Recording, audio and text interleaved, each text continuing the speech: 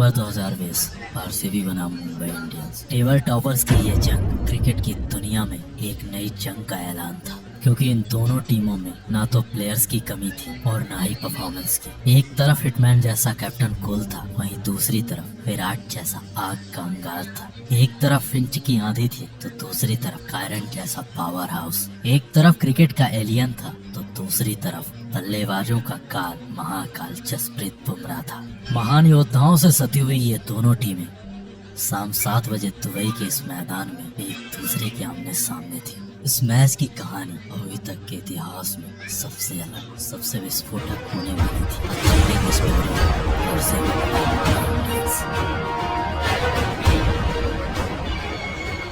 दोनों टीमों के कप्तान अब टॉस के लिए मैदान में थे। सिक्का मुंबई के कप्तान रोहित के पक्ष में गया। ड्यू फैक्टर को ध्यान में रखते हुए कप्तान हिटमैन ने टॉस जीतकर पहले गेंदबाजी करने का फैसला सुनाया। पहले बल्लेबाजी का न्योता पाकर बेंगलुरु ने युवा देवदत्त के साथ अनुभवी एरॉन फिंच को मैदान में उतार दिया। मुंबई ने एक छोर से ट्रेंट बोल्ट तो वहीं दूसरे छोर से जेम्स पैटिंसन के साथ शुरुआत की। शुरुआती 3 ओवर में आरसीबी के बल्लेबाजों ने महज 18 गेंदों में 26 रन कूट दिए। बेंगलुरु के ये बल्लेबाज मुंबई के गेंदबाजों को शुरुआत से ही खेलना प्रारंभ कर दिया। अपने पेस अटैक को विफल होते देख कप्तान हिटमैन ने अपने स्पिनर्स को अटैक पर उतार दिया, परंतु फिंच के सामने रोहित के ये सारे दाव अब फेल होते हुए नजर आ रहे थे। फिंच ने पहले राहुल चहर को बैक टू बैक 3 बड़े चौके लगाकर रोहित के प्लान बी को पूरी तरह फेल कर दिया। अब पावर प्ले के समाप्ति तक आरसीबी के खाते में महज 36 गेंदों में 60 के करीब रन थे। फिंच की मार अब लगातार जारी थी। कप्तान हिटमैन का हर प्लान अब फ्लॉप साबित हो रहा था।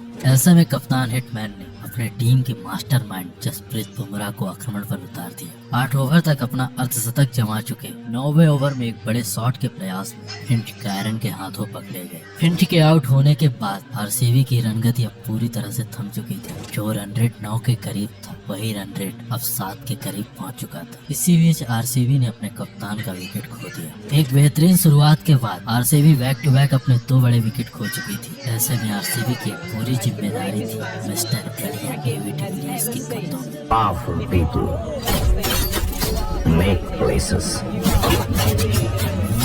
powerful.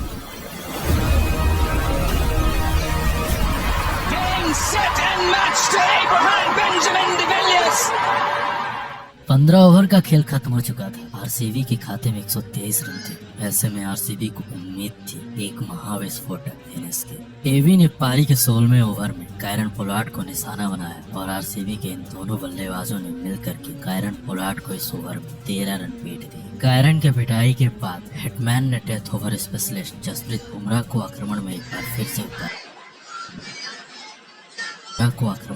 फिर से उतारा। एवी ने बुमराह का स्वागत इस चौके के साथ किया, फिर बैक टू बैक 2 बड़े छक्के लगाए और बुमराह के इस ओवर में 18 रन पीट दिए। मुंबई का हर गेंदबाज बेंगलुरु के लिए अब रन मशीन बन चुका था। 18वें ओवर में ट्रेंट बोल्ट ने देवदत्त पट्टिकल को 54 के स्कोर में चलता किया, परंतु एवी ने ट्रेंट बोल्ट का भी बोल्ट इस छक्के के साथ खोल दिया। पारी के 19वें ओवर में एक बार फिर से जसप्रीत बुमराह एवी के सामने थे और उनका वही हाल हुआ जो उनके पिछले ओवर में हुआ। जसप्रीत ने एक बार फिर से इस ओवर में 17 रन लुटा दिए। इसी बीच आखिरी ओवर में शिवम दुबे ने भी अपना दम दिखाया और जेम्स पैटिंसन को बैक टू बैक 3 छक्के लगाकर आरसीबी के स्कोर को 200 के पार पहुंचा दिया। एवी और शिवम के विस्फोटक फिनिश की बदौलत लड़खड़ा रही बेंगलुरु 200 के पार पहुंच चुकी थी। वह 24 गेंदों में 4 चौके और 4 छक्के लगाकर 55 रन बनाए। वहीं शिवम दुबे ने 10 गेंदों में 27 रन बनाए। ये रहा आरसीबी के बल्लेबाजों का स्कोर कार्ड।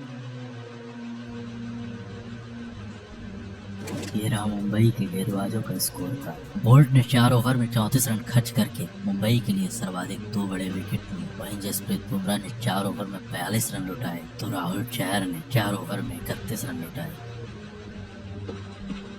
अब मुंबई के सामने 120 गेंदों में 202 रनों की चुनौती थी। 202 रनों के लक्ष्य के भेदन के लिए मुंबई अपने कप्तान और अफ्रीकन डायनामाइट क्यूडीके के साथ मैदान में उतरती।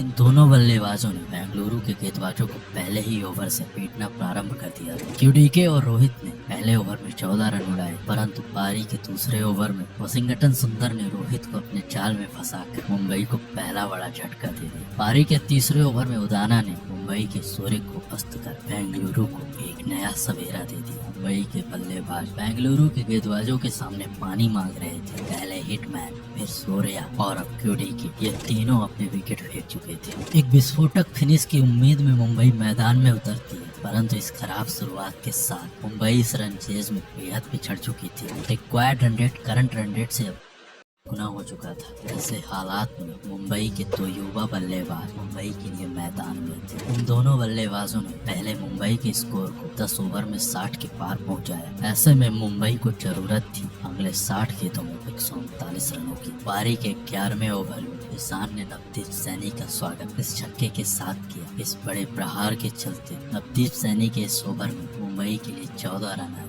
मुंबई थोड़ी बहुत बढ़त की ओर बढ़ ही रही थी कि रास्ते में चंपा ने जंप करके हार्दिक को अपने जाल में फंसा लिया। बेंगलुरु का आक्रमण मुंबई पर जारी था। मुंबई बैक टू बैक अपने विकेट खो रही थी। उधर रिक्वायर्ड रन रेट हदें पार कर रहा था। हार्दिक के बाद अब मुंबई के लिए मैदान में था मुंबई का महाराज, मुंबई का महानायक, the master Kieron Pollard. Kieron ने युवा ईशान के साथ मिलकर पहले पारी फिर रिक्वायर्ड रन रेट को संभालने का प्रयास किया। जो रिक्वायर्ड रन रेट पहले 17 के पार पहुंच चुका था, कायरन उसी रिक्वायर्ड रन रेट को मुंबई के लिए कम से कम करने का प्रयास कर रहे थे। इस मैच में मुंबई की वापसी लगभग असंभव थी, परंतु कायरन पोलार्ड के प्रहार असंभव को संभव करने की ताकत रखते थे। पोलार्ड और ईशान के साथ मुंबई के लिए हर संभव कोशिश करने को तैयार थे। ऐसे में आरसीबी को सिर्फ और सिर्फ पोलार्ड के विकेट की जरूरत थी। वहीं मुंबई के लिए मुंबई की आखिरी उम्मीद कायरन पोलार्ड ही था। 13 ओवर की समाप्ति तक मुंबई 89 के स्कोर को पार कर चुकी थी। अब ये मैच जीतने के लिए मुंबई को अगली 42 गेंदों में 113 रन बनाने थे। अगले ओवर में ईशान किशन ने चंपा को मिड विकेट के ऊपर से 6 लगाकर अपना अर्धशतक पूरा किया। ईशान ने इस छक्के के बाद अगला ओवर फेंकने आए यजुर्वेंद्र चहल को एक बार फिर से एक बड़ा छक्का लगाकर अपने युवा होने का जोश दिखाया। इधर ईशान की पिटाई जारी थी, उधर कैरिबियन पावर पोलार्ड ने भी अपने हाथ खोलने प्रारंभ कर दिए थे। अब 15 ओवर का खेल खत्म हो चुका था। मुंबई के खाते में 112 रन थे और मुंबई की सारी उम्मीदें युवा किशन के साथ कायरन पोलार्ड से थी। रिक्वायर्ड रन रेट अब 18 के पार पहुंच चुका था और 16 ओवर का खेल खत्म हो चुका था। मुंबई के खाते में 122 रन थे। ऐसे में 17वां ओवर फेंकने आए चंपा को कायरन ने चौके के साथ चंपा का स्वागत किया। फिर अगली 2 गेंदों में 2 बड़े छक्के लगाकर चंपा के इस ओवर में 27 रन लूट लिए। कायरन का विस्फोटक अंदाज में जारी था। चंपा की चंपागिरी कायरन के सामने एक भी ना चली। कायरन चंपा को अपना शिकार बना चुके थे। चंपा की जबरदस्त पिटाई के बाद कायरन का अगला शिकार था चतुर चालाक चहल। कायरन ने इस छक्के के साथ चतुर चालाक चहल का स्वागत किया और इस छक्के के साथ चहल के चतुराई का आनंद उठाया। कायरन ने बैक टू बैक पिछले 2 ओवर में 49 रन लूट लिए।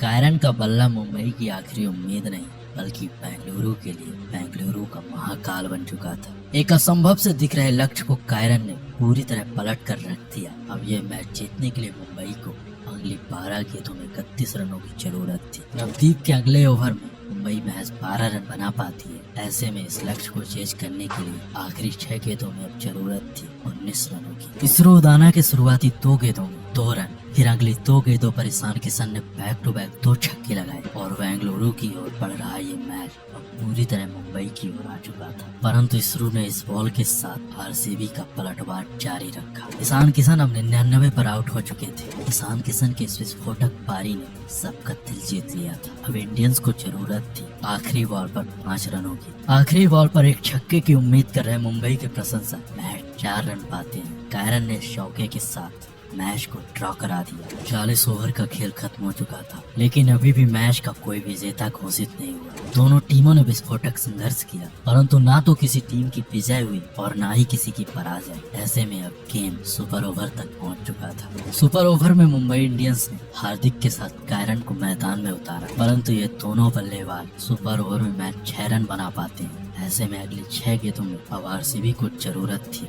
8 रनों की। ये 8 रनों का लक्ष्य आरसीबी के लिए आसान नहीं होने वाला था, क्योंकि मुंबई इंडियंस अपने टीम के सबसे सफल गेंदबाज जसप्रीत बुमराह के साथ मैदान में उतरती है। परंतु कोहली और डिविलियर्स ने इस लक्ष्य को चेज कर इस मैच को बड़ी आसानी से जीत लिया। ये रहा मुंबई के बल्लेबाजों का स्कोर कार्ड। कायरन पोलार्ड ने मुंबई के लिए उस दिन मैच 24 गेंदों में 60 रन बनाए। वहीं ईशान किशन ने 58 गेंदों में 99 रनों की एक ताबड़तोड़ विस्फोट टाकते जनसक पारी खेली। ये रहा बेंगलुरु के गेंदबाजों का स्कोर कार्ड।